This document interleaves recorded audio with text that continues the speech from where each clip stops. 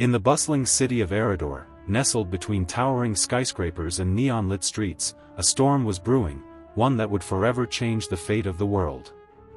Among the ordinary people who walked the streets was an unassuming young man named Aiden West. He was a data analyst by day, quietly working in the glow of computer screens, but deep down, Aiden always felt as though he was destined for something greater. Little did he know, his life was about to take a turn that would ignite a power inside him he never thought possible. One fateful evening, Aiden stayed late at the office to finish a project.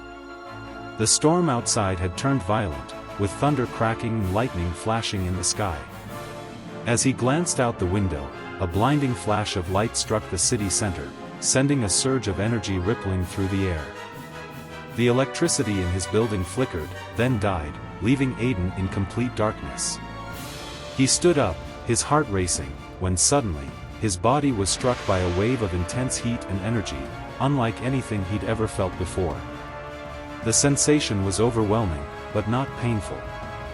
When Aiden regained his senses, he found himself lying on the floor of his office, breathless but unharmed.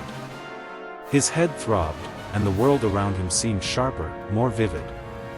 The storm outside had passed, but something inside Aiden had changed. He glanced at his hands, and as he did, a surge of power coursed through his veins. His fingertips began to glow faintly, a soft, ethereal blue light. Confused and frightened, Aiden ran home, but as he approached his apartment, he realized that his newfound abilities were more than just a temporary shock. The air around him hummed with energy, and when he touched objects, they reacted, small sparks of electricity arcing from his fingers. At first, he thought he was imagining things, but after a few days, he realized he was evolving into something extraordinary. In the quiet hours of the night, Aiden began to experiment with his powers. He discovered that he could manipulate the energy around him, control electricity, generate lightning, and even fly. It was as though his very essence was intertwined with the forces of the storm that had struck him.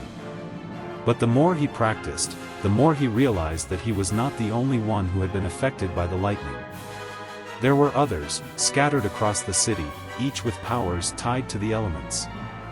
One evening, as he honed his skills atop a building, a mysterious figure approached him.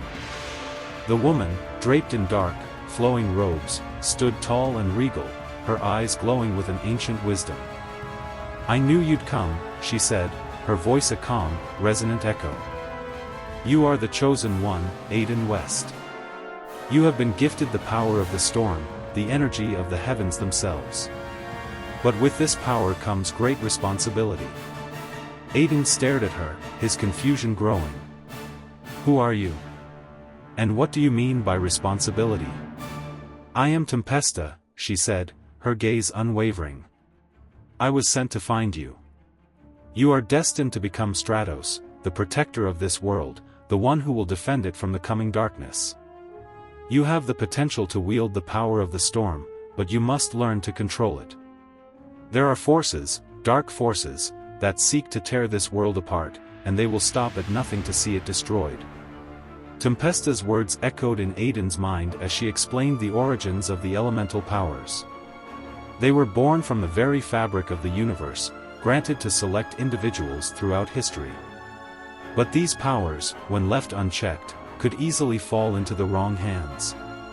Aiden's newfound abilities made him a beacon for these dark forces, and he would have to rise above his fears and doubts to become the hero the world needed. Determined to fulfill his destiny, Aiden donned a suit forged from energy itself, a sleek, metallic ensemble that shimmered with the power of the storm. He chose the name Stratos, a tribute to the skies that had given him his powers. Under Tempesta's guidance, Stratos trained rigorously, learning to harness his abilities to their fullest extent. He learned to control not just lightning, but the very atmosphere, manipulating the air, the clouds, and even the weather itself. The dark forces Tempesta had warned him about began to stir. A new villain had emerged, Cavus, a former scientist who had sought to harness the power of the storm for himself. But where Aiden's powers were born of balance, Cavus's abilities were twisted, corrupted by greed and ambition. He could manipulate the forces of nature, too, but he sought to destroy, not protect. Stratos confronted Cavus in the heart of Eridor, a battle that shook the very foundations of the city. Lightning clashed with lightning, thunder roared in the sky, and the ground trembled beneath their feet. Cavus mocked Stratos, taunting him about his weakness, his lack of experience. But Stratos was resolute. He had learned that true power didn't come from raw strength, it came from understanding, control, and compassion. With a final, thunderous surge, Stratos summoned a bolt of pure, concentrated energy and struck Cavus down. But the battle was far from over. Cavus, though defeated, was merely a pawn in a larger scheme. Stratos's victory was only the beginning of a much greater struggle, one that would test him in ways he could never have imagined. With Tempesta by his side, Stratos knew that his journey had only just begun. The storm had awakened inside him, and with it, a hero had been born. He was Stratos, the protector of Eridor, and no force in the world could extinguish the power of the storm.